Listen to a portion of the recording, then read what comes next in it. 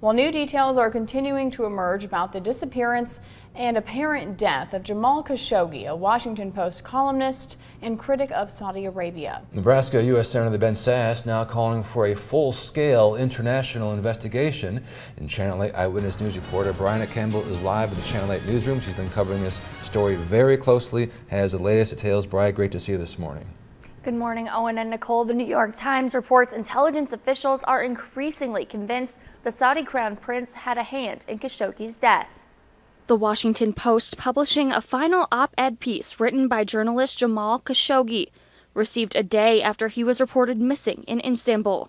Tapes from inside the Saudi Arabia consulate revealing the disturbing events leading up to Khashoggi's death. Close friends of Khashoggi saying the tapes indicate a hit squad killed and dismembered him.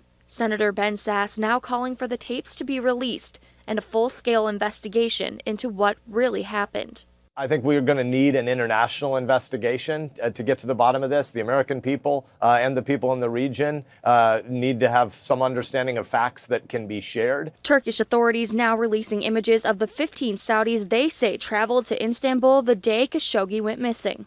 Among them, several with ties to the Saudi Crown Prince. President Trump saying the prince and Saudi king deny any knowledge about what happened, while emphasizing the importance of the U.S. relationship with the oil-rich country. I'm not giving cover at all.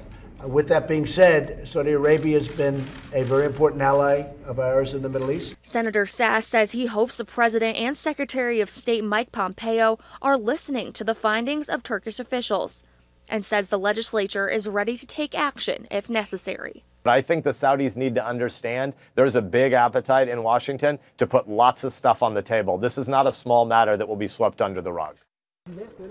Now, President Trump says we should know by the end of the week who is responsible for Khashoggi's death, and he's expected to be briefed by Secretary of State Mike Pompeo later today.